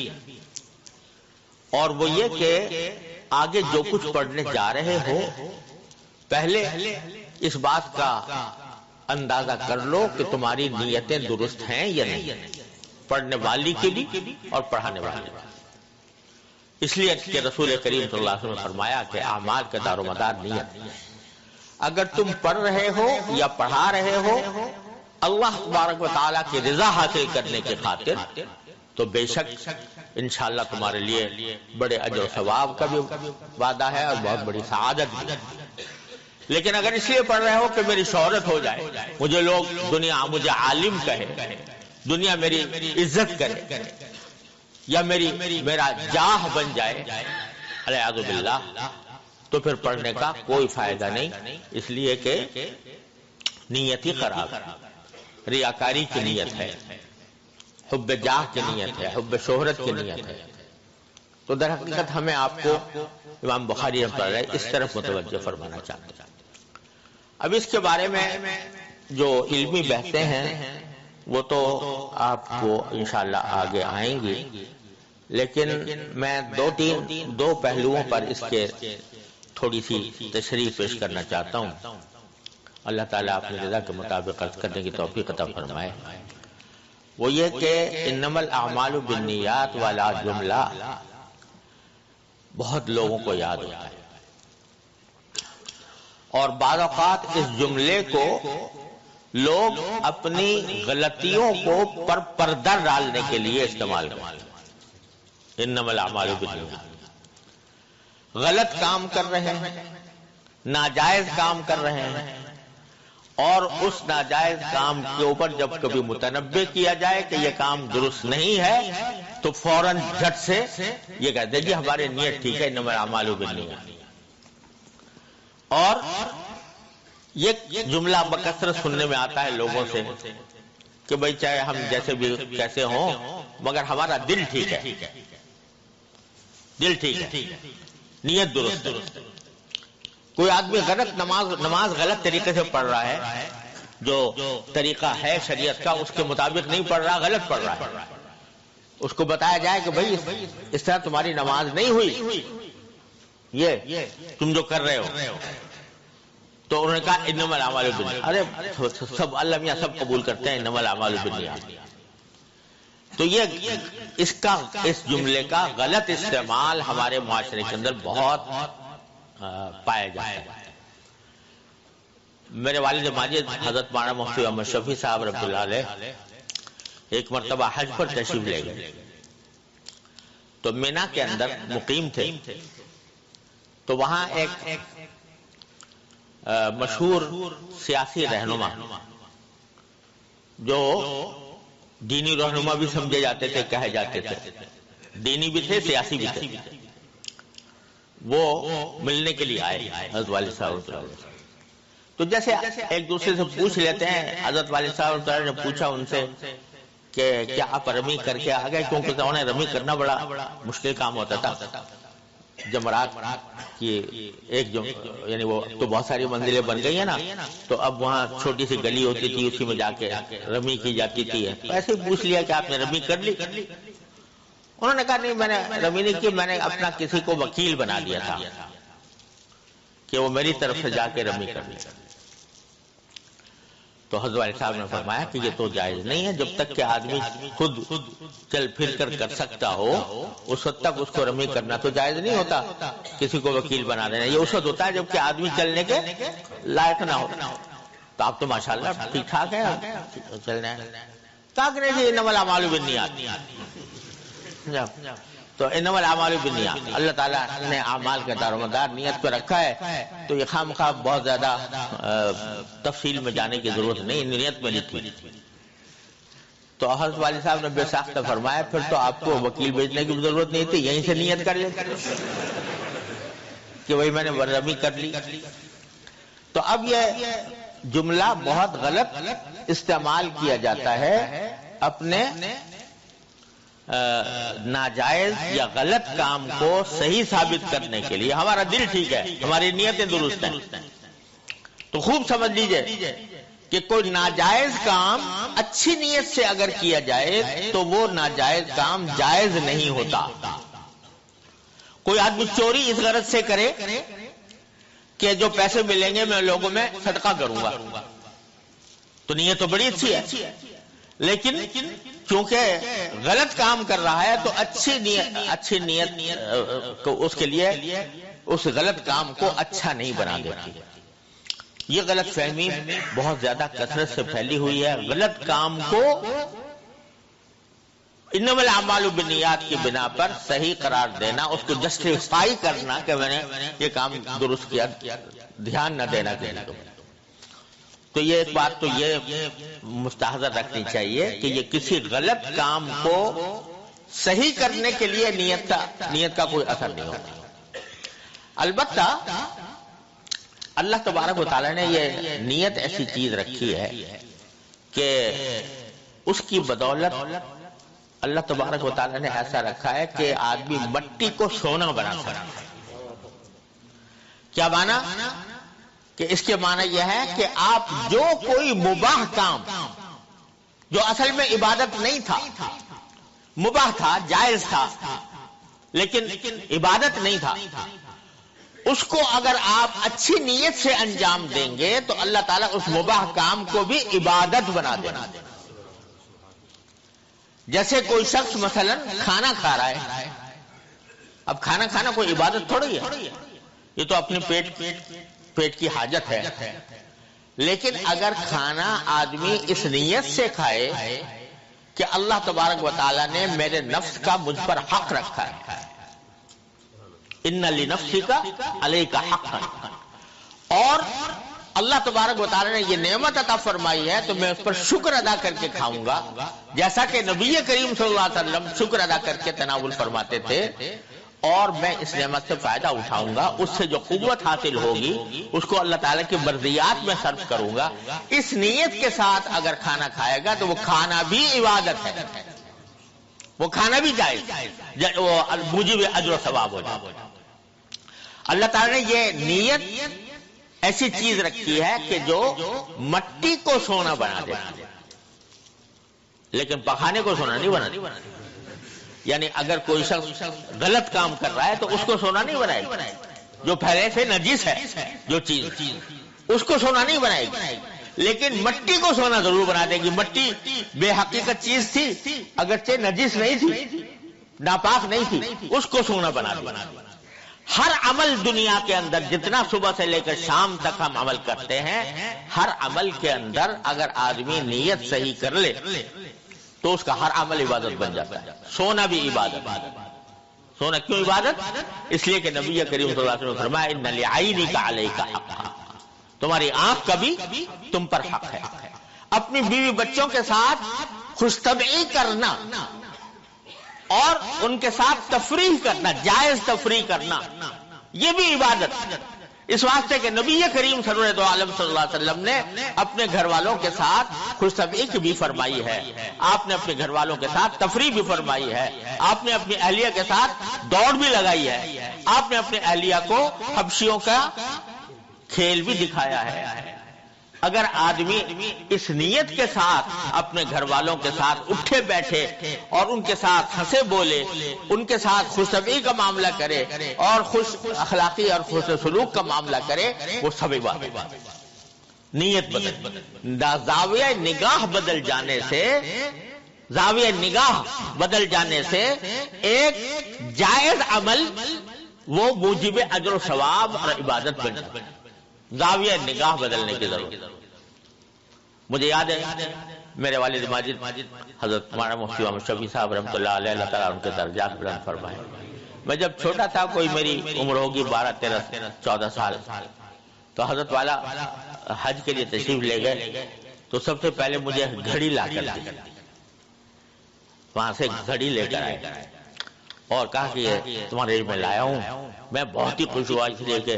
اس سے پہلے گھڑی نہیں پہنتا تھا، گھڑی مل گئی۔ تو کہا مگر میں تمہیں اس لیے لایا ہوں کہ اس کو اس نیت کے ساتھ پہنو کہ اس کے ذریعے نمازوں کے اوقات صحیح معلوم ہو۔ اس نیت سے پہنو گے یہ گھڑی کہ نمازوں کے اوقات صحیح معلوم ہوں گے، تو یہ گھڑی پہننا بھی تمہارے لیے عبادت بن جائے گا۔ یہ اب گھڑی دیتے وقت یہ تربیت دے دی فوراً، اور ساتھ میں نیت کی بہتری کا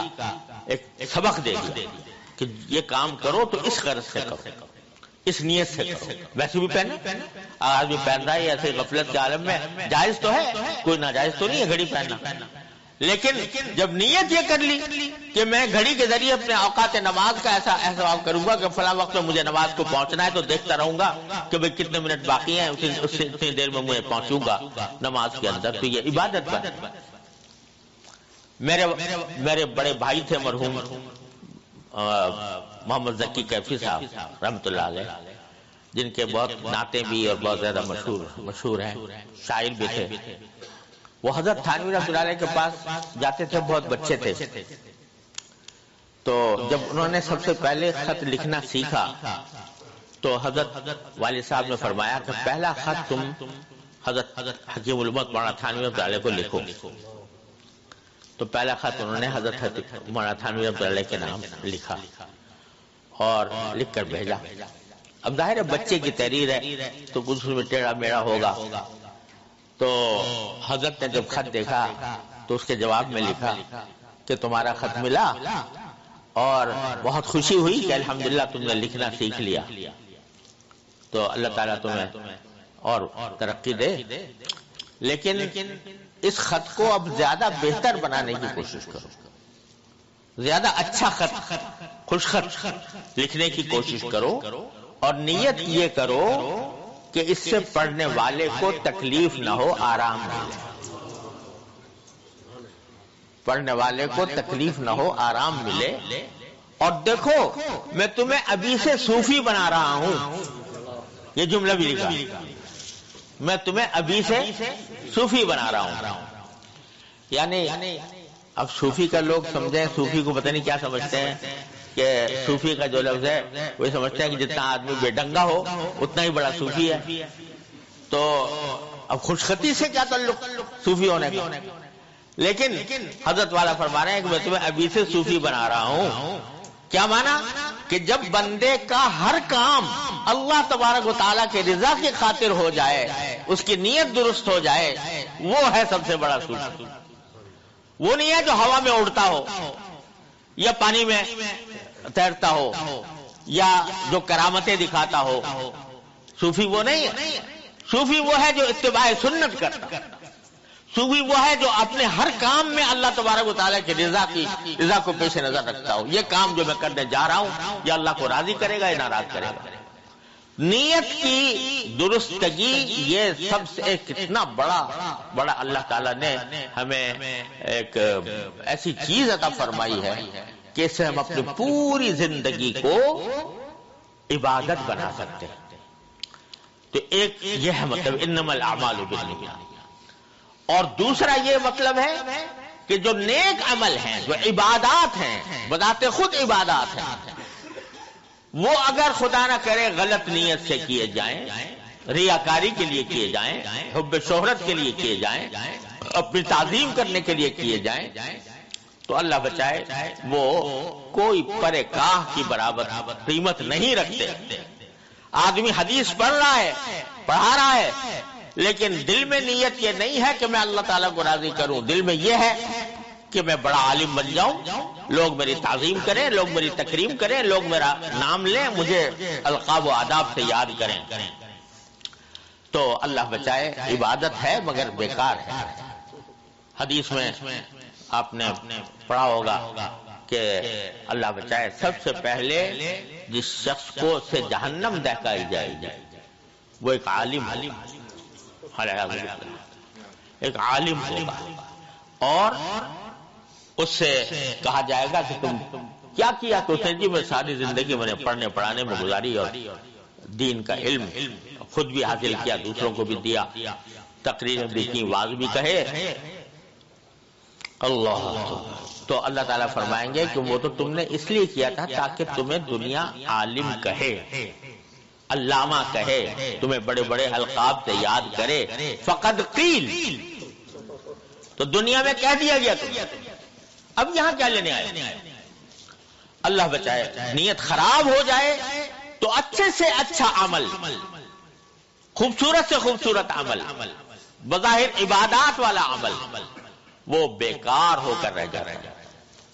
اس لیے اخلاص کی تعلیم دے رہے ہیں امام بخاری رحمۃ اللہ علیہ بالکل شروع میں، کہ ابھی شروع نہیں کیا تم نے، اب آگے پڑھو گے تو ہر حدیث کو پڑھنے کے وقت یہ طبیعت دل میں اخلاص پیدا کرو کہ اللہ تبارک و تعالیٰ کے لیے میں پڑھ رہا ہوں، اس کو راضی کرنے کے لیے پڑھ رہا ہوں، اس کا دین سیکھنے کے لیے پڑھ رہا ہوں، تاکہ میں اللہ تبارک و تعالیٰ کے احکام کے مطابق زندگی گزاروں اور دوسروں تک بھی اس کا پیغام پہنچاؤں۔ یہ نیت ہونی چاہیے۔ اس کے لیے امام بخاری رحمۃ اللہ علیہ نے یہ حدیث ذکر کی ہے، اور اس کا دوسرا جملہ یہ ہے کہ من کانت ہجرتہ الی دنیا یصیبها او الی امرأۃ ینکحها فہجرتہ الی ما ہاجر الیہ۔ ہجرت کرنا یعنی کسی ایسے ملک سے جہاں انسان اپنے دین پر عمل نہ کر سکتا ہو، وہاں سے کسی ایسی جگہ جانا کہ جہاں دین پر صحیح عمل کر سکتا ہو، یہ ہجرت کہلاتا ہے۔ اور جب رسول کریم صلی اللہ علیہ وسلم ابتدا میں مبعوث ہوئے مکہ مکرمہ میں، وہاں پر مسلمانوں کے لیے اپنے دین پر عمل کرنا مشکل ہو گیا تھا، تو اس وقت بہت سخت مصائب سے دوچار تھے مسلمان۔ اس وقت ہجرت کرنا فرض کر دیا گیا اور کہ وہ ہجرت کریں اور مدینہ منورہ پہنچیں۔ تو ہجرت کا فریضہ بھی تھا اور بڑا ثواب بھی تھا۔ من یہاجر فی سبیل اللہ یجد فی الارض مراغما کثیرا وسعا، تو اللہ تبارک و تعالی نے اس کو بڑے اجر و ثواب کا عمل قرار دیا تھا۔ لیکن حضور اقدس صلی اللہ علیہ وسلم نے فرمایا کہ اگر کوئی شخص ہجرت کر رہا ہے دنیا کے لیے، یعنی مکہ مکرمہ میں میری مثلا کاروبار ٹھیک نہیں چلتا، مدینے میں چلے گا، اس لیے میں مدینہ جاتا ہوں، تو اگرچہ گناہ نہیں ہے اس کام کے لیے کرنا، لیکن ہجرت کا ثواب نہیں ملے گا، کیونکہ اللہ اور اس کے رسول کے لیے ہجرت نہیں ہوئی، اپنی دنیا حاصل کرنے کے لیے۔ اب امرأۃ ینکحها، یا اس لیے ہجرت کرتا ہے کہ کسی عورت سے نکاح کرنا ہے اور وہ اس شہر میں رہتی ہے، تو نکاح کرنے کے لیے جا رہا ہے کوئی آدمی، تو ہجرت الی ما ہاجر الیہ، اس ہجرت پر کوئی ثواب نہیں۔ اور اس میں روایات میں آتا ہے کہ ایک صاحب تھے جن کے بارے میں کہا جاتا تھا کہ انہوں نے ان کی پیغام دیا تھا ایک خاتون کو، ام قیس کو، وہ مدینہ منورہ میں رہتی تھی، انہوں نے کہا کہ مدینہ آؤ گے تو پھر میں نکاح کر سکتی ہوں، تو وہ ہجرت کر کے مدینہ منورہ چلے گئے تھے، تو ان کو مہاجر ام قیس کہا جاتا ہے۔ یہ مہاجر ہے ام قیس کی وجہ سے، اگرچہ گناہ نہیں تھا لیکن ہجرت کا ثواب نہیں ملا۔ اب یہاں دیکھو اس سے ایک اور سبق مل رہا ہے کہ اگر کسی شخص نے کوئی نامناسب کام کیا، جس جو کو ہم شرعی اعتبار سے نامناسب سمجھتے ہیں، تو اس کو مجمع میں ذلیل کرنا یہ طریقہ نہیں۔ مجمع میں ذلیل کر کے کہ تم نے یہ غلط کام کیا، لوگوں کے سامنے اس کی تذلیل کرنا، یہ دین کا تقاضا نہیں۔ اگر خیر خواہی مقصود ہے تو تنہائی میں بٹھا کر اس کو سمجھا دو، اور اگر بالفرض اس کے غلط کام سے لوگوں کو بچانا مقصود ہے تو اس کا نام لیے بغیر یہ کہہ دو، یہاں آپ نے نام نہیں لیا ان کا کہ کون تھا یہ،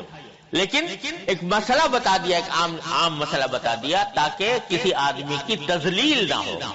لوگوں کے سامنے اس کی بے عزتی نہ ہو۔ تو یہ بھی سبق ساتھ ساتھ نبی کریم صلی اللہ علیہ وسلم، چنانچہ حدیث میں آتا ہے کہ جب کچھ لوگوں کے غلط کام کا آپ کو پتہ چلتا تھا تو آپ ان کا نام لے کر نہیں فرمایا کرتے تھے، بلکہ فرماتے تھے ما بال اقوام یفعلون کذا، کچھ ایسے لوگ ہیں جو ایسا کرتے ہیں، تو نام لیے بغیر ان کا اس کے اوپر نکیر فرماتے تھے۔ یہ سبق بھی دے دیا گیا۔ بہرحال سب سے اہم بات یہ ہے کہ اللہ تبارک و تعالیٰ اپنے فضل و کرم سے ہمیں اس کی حقیقت سمجھنے کی توفیق عطا فرمائے کہ نیت کتنی عظیم چیز ہے۔ ہر کام میں، ہر چیز میں، ہر نقل و حرکت میں اللہ تبارک و تعالیٰ کی راضی کرنے کی نیت ہو، اتباع سنت کی نیت ہو، تو اللہ تبارک و تعالیٰ انشاءاللہ ہمارے لیے دنیا و آخرت کا کی بہتری اور صلاح و فلاح پیدا فرمائیں گے۔ وآخر دعوانا الحمدللہ رب العالمین۔ اور جن طلباء اور طالبات کا یہ بخاری کا درس شروع ہوا ہے، اللہ تبارک و تعالیٰ ان کو علم نافع اور عمل صالح کی توفیق عطا فرمائے، اور حدیث پڑھنے کے آداب کے ساتھ پڑھنے کی توفیق عطا فرمائے۔ اب آخر میں اب پانی ذرا دے دیں۔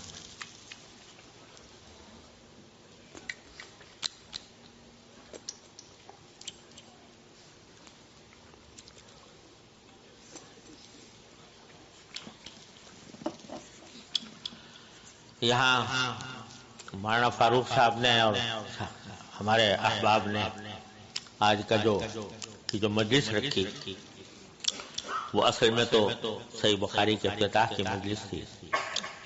لیکن ان حضرات کا خیال ہوا کہ اس موقع پر آپ حضرات کو ایک اچھی خبر بھی سناؤں۔ اہل علم کے لیے بہت اچھی خبر ہے، اور ایک کتاب اللہ تعالیٰ نے اپنے فضل و کرم سے شائع کرنے کی اور اس کی پہلی جلد شائع کرنے کی توفیق عطا فرمائی ہے، اس کا کچھ ذکر آپ حضرات کے سامنے ہو جائے۔ آج کل ایک لفظ چلا ہے تقریب رونمائی، کہ کسی کتاب کی رونمائی کی تقریب ہوتی ہے، تو رونمائی سے مقصود یہ ہے کہ تاکہ لوگوں کو پتہ چل جائے کہ ایسی کتاب وجود میں آئی ہے، اور جو حضرات اس سے استفادہ کرنا چاہیں تو وہ استفادہ کر لیں۔ اس کی مختصر تاریخ میں عرض کرتا ہوں۔ یہ کتاب ہے جو ہمارے سامنے ہے، المدونۃ الجامعہ للاحادیث المرویہ عن النبی کریم صلی اللہ علیہ وسلم۔ اس کی مختصر داستان یہ ہے کہ آج سے تقریباً 16-17 سال پہلے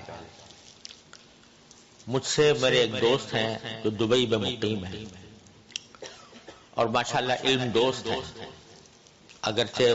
خود عالم نہیں ہیں لیکن علم دوست ہیں، کتاب دوست ہیں۔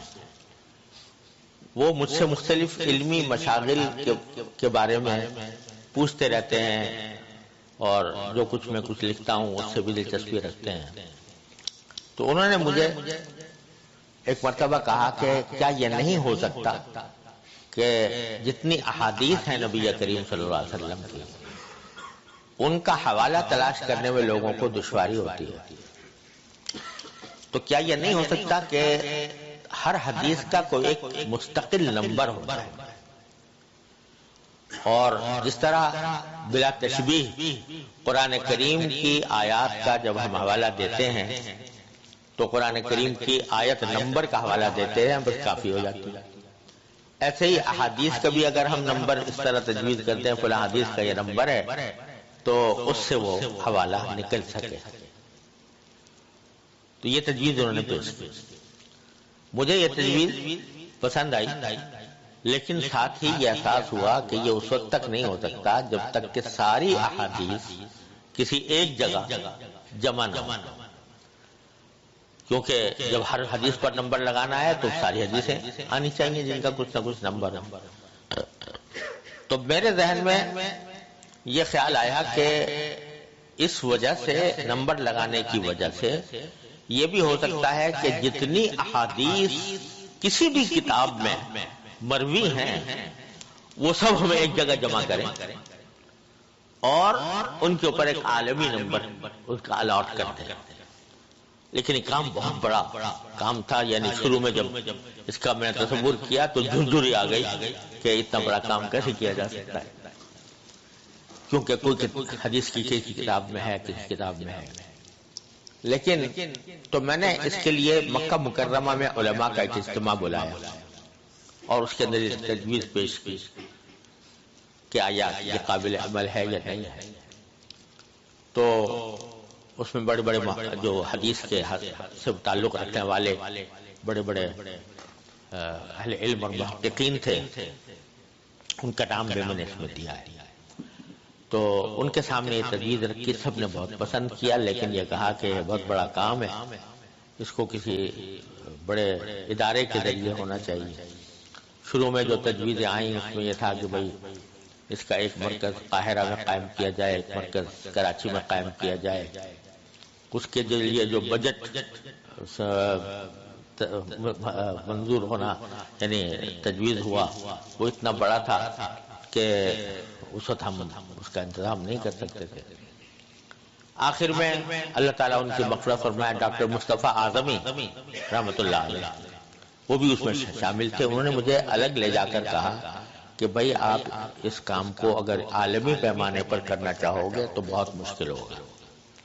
اس کے لیے پیسے بھی بہت چاہیے، آدمی بہت چاہیے اور منتشر بھی ہوگا.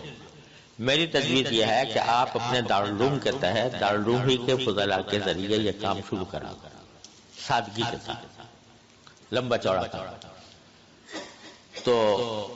الحمدللہ تعارف تو ہو گیا تھا اس حیثیت سے کہ بڑے بڑے علماء دوسرے ملکوں کے موجود تھے، انہوں نے اس کی تائید کی تھی. تو اللہ کے نام پر ہم نے دارالعلوم میں ایک شعبہ قائم کر دیا اور اس نے یہ کام شروع کیا. 15 سال ہم خاموشی سے یہ کام کرتے رہے. اس کے اندر اس کی کوئی تشہیر بھی نہیں کی، اس کا کوئی اعلان بھی نہیں کیا. بس ہم نے کہا بھائی شروع کرتے ہیں، السعی منا والاتمام من اللہ. ہمارے بزرگوں کا طریقہ یہی رہا ہے کہ سادگی کے ساتھ شروع کر دیتے ہیں. وہ شروع کر دیا. الحمدللہ ثم الحمدللہ وہ اللہ تعالیٰ نے اس میں برکت. سب ہمارے دارالعلوم کے فضلاء تھے جن کو ہم نے اس کام پر لگایا، اور اس کے نتیجے میں اللہ تبارک و تعالیٰ نے یہ ایک حد تک پہنچایا کہ اس کی پہلی جلد ہم شائع کرنے کے قابل ہوئے. پہلے میں آپ کو یہ بتا دوں کہ اس میں کیونکہ مقصود یہ تھا کہ ساری احادیث کہیں بھی مروی ہوں، صحیح ہو، حسن ہو، ضعیف ہو، کسی بھی قسم کی ہو، وہ ساری کی ساری ایک جگہ جمع ہو. تو اس لیے ہم نے جتنے مصادر تھے مطبوعہ ان کو بھی لیا، اور جو غیر مطبوعہ ہیں مخطوط کی شکل میں ہیں ان کو بھی لیا. تو 910 مصادر، 910. آپ حضرات جو حدیث سے تعلق رکھتے ہیں ان کو وہ ذرا اندازہ لگائیں کہ 910 مصادر کا کیا مطلب ہوتا ہے. تو 910 مصادر کو ہم نے اپنے سامنے رکھا، اور ان میں سے احادیث، ہر حدیث اگر کہیں وہ حدیث ایک سے زیادہ جگہوں پر آئی ہے تو جن کا استیعاب ہم نے کیا وہ 80 مصادر ہیں. ان کی ہر حدیث، اس کا ہر طریق موجود ہے. اور جو ہے باقی جو ہیں وہ تقریباً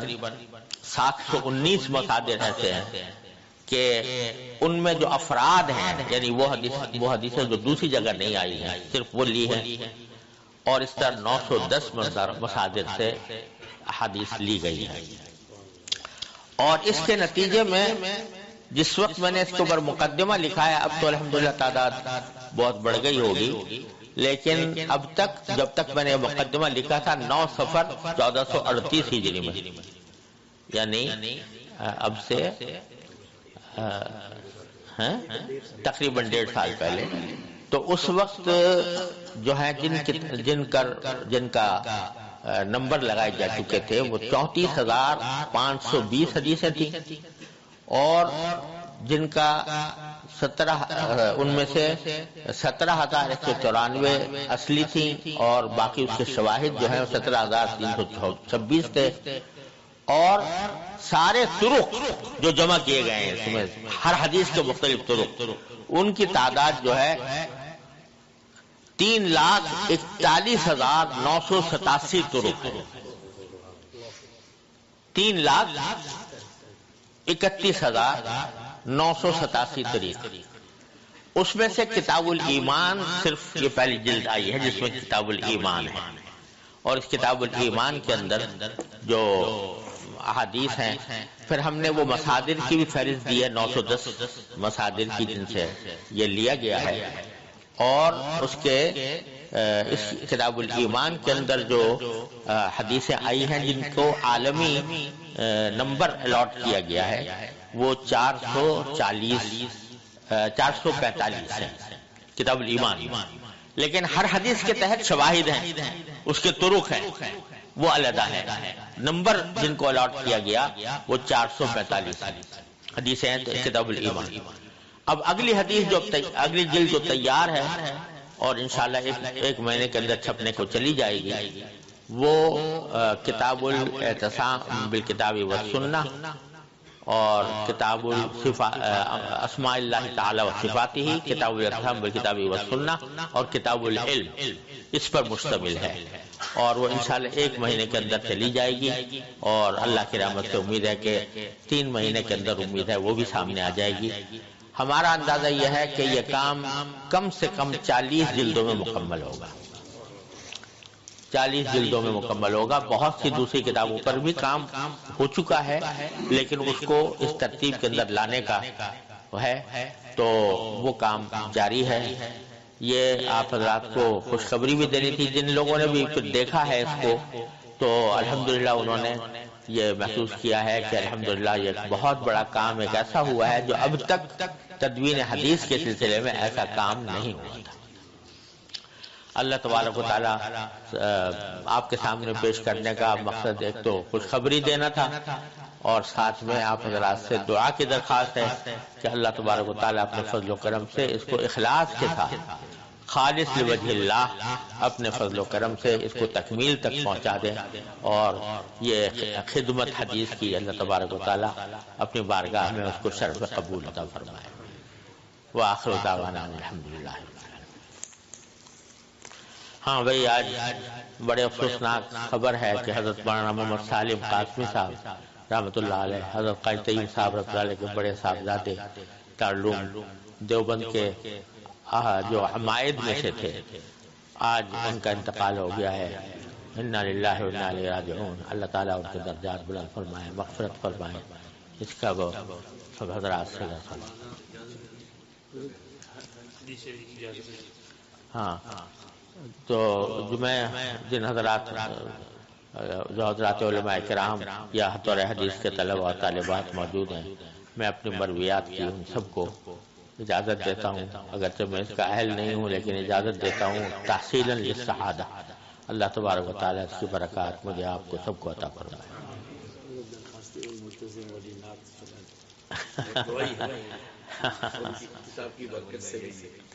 پہلے تو بھائی چنے جاتے تھے، وہ بھی نہیں آئیں گے اب تو ہے دعائی ہے۔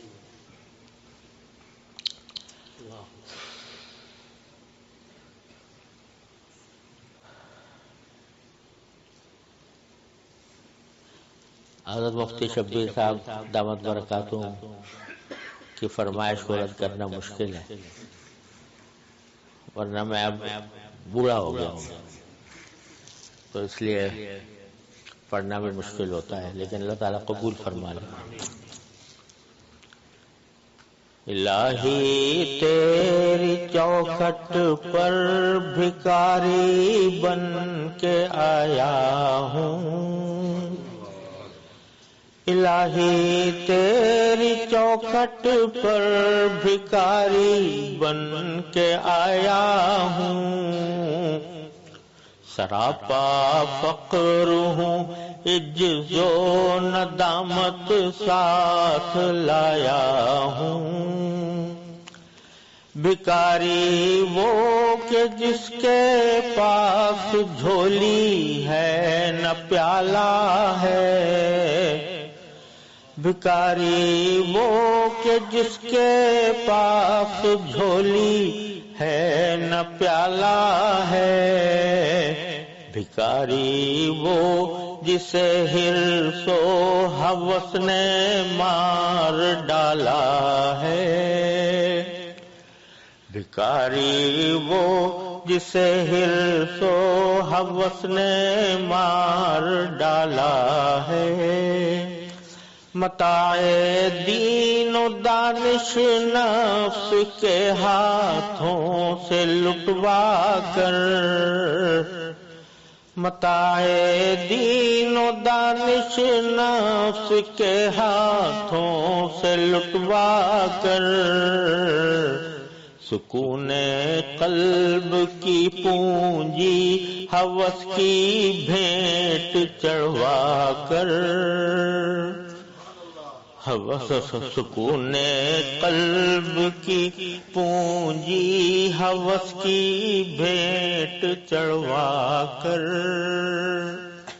لٹا کر ساری پونجی غفلت و عصیاں کی دلدل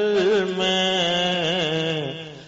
لٹا کر ساری پونجی غفلت و عصیاں کی دلدل میں، سہارا لینے آیا ہوں تیرے کعبے کے آنچل میں، سہارا لینے آیا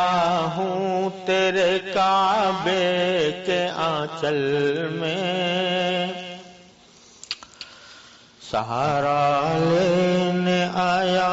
ہوں تیرے کعبے کے آنچل میں،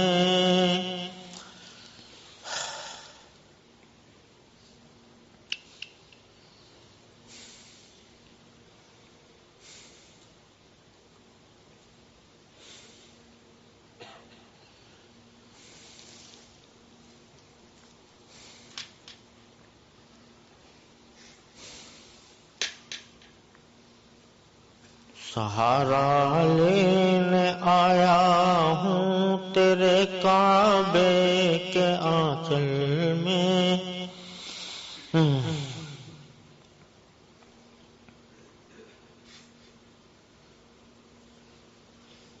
اب یاد نہیں آ رہے دوستو،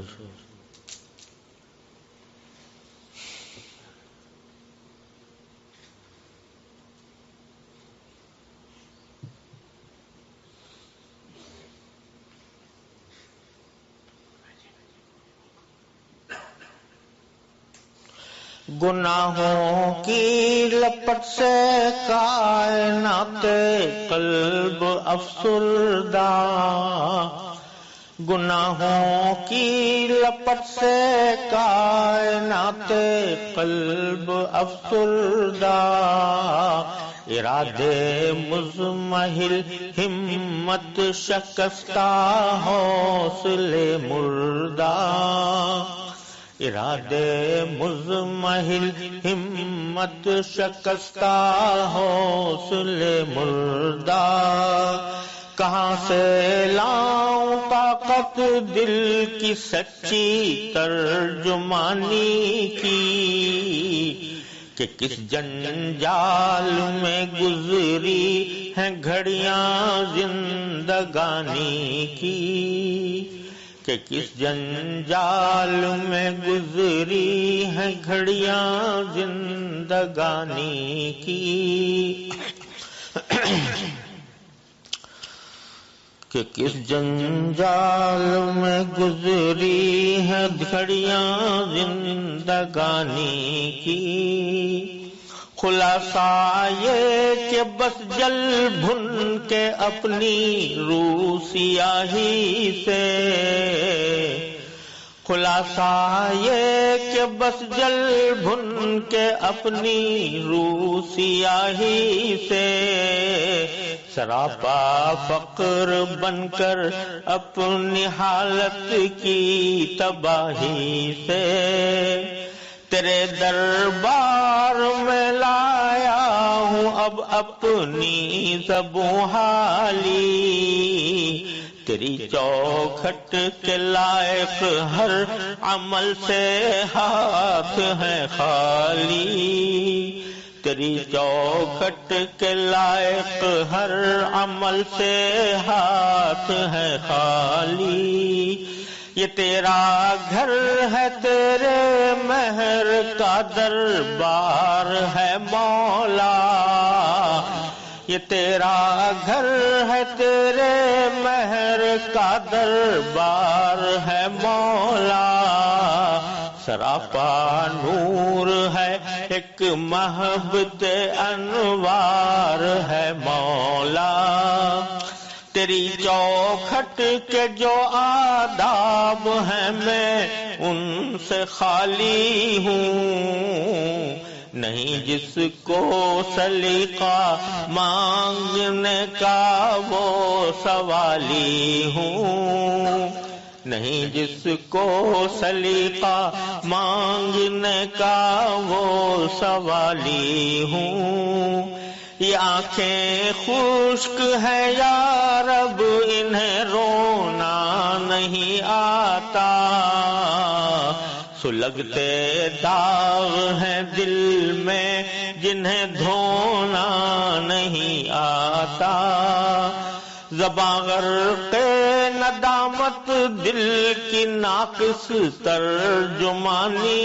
پر، زباں غرق ندامت دل کی ناقص ترجمانی پر، خدایا رحم میری اس زبان بے زبانی پر۔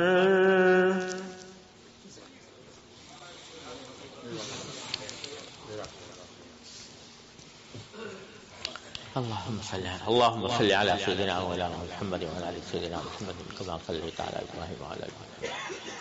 ربنا ظلمنا انفسنا وان لم تغفر لنا وترحمنا لنكونن من الخاسرين ربنا آتنا في الدنيا حسنة وفي الآخرة حسنة وقنا عذاب النار یا ارحم الراحمین اپنے فضل و کرم اپنی رحمت سے ہمارے تمام گناہوں کو معاف فرما، یا اللہ ہمارے اعمال و اخلاق کی اصلاح فرما، یا اللہ ہمیں اپنی تمام زندگی میں صدق و اخلاص کی توفیق عطا فرما،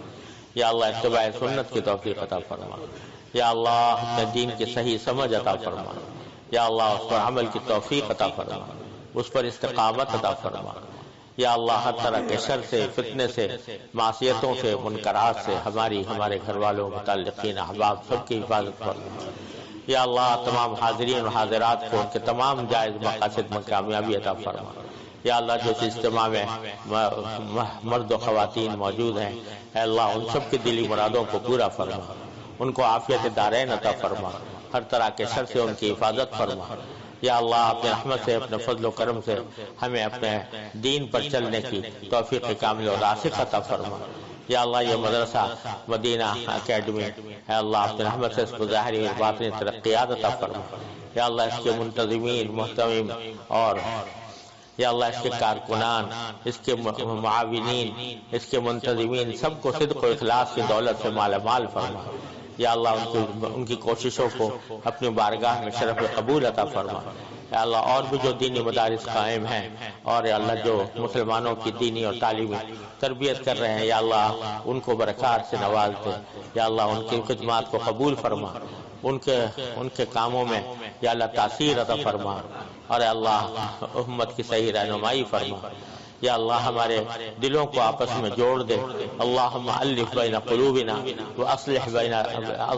ذات بیننا واہدنا سبل السلام ونجنا من الظلمات الى النور وجنبنا الفواحش یا ارحم الراحمین یا غیاث المستغیثین یا المستجیرین. اللہم انا نسألک من خیر ما سألک منه عبدک ونبیک سیدنا محمد صلی اللہ علیہ وسلم ونعوذ بک من شر ما استعاذک منه عبدک ونبیک سیدنا محمد صلی اللہ علیہ وسلم. ربنا تقبل منا انك انت السميع العليم وتب علينا انك انت التواب الرحيم. وصلى الله تعالى على خير خلقه سيدنا ومولانا محمد وعلى آله واصحابه اجمعين. آمين برحمتك يا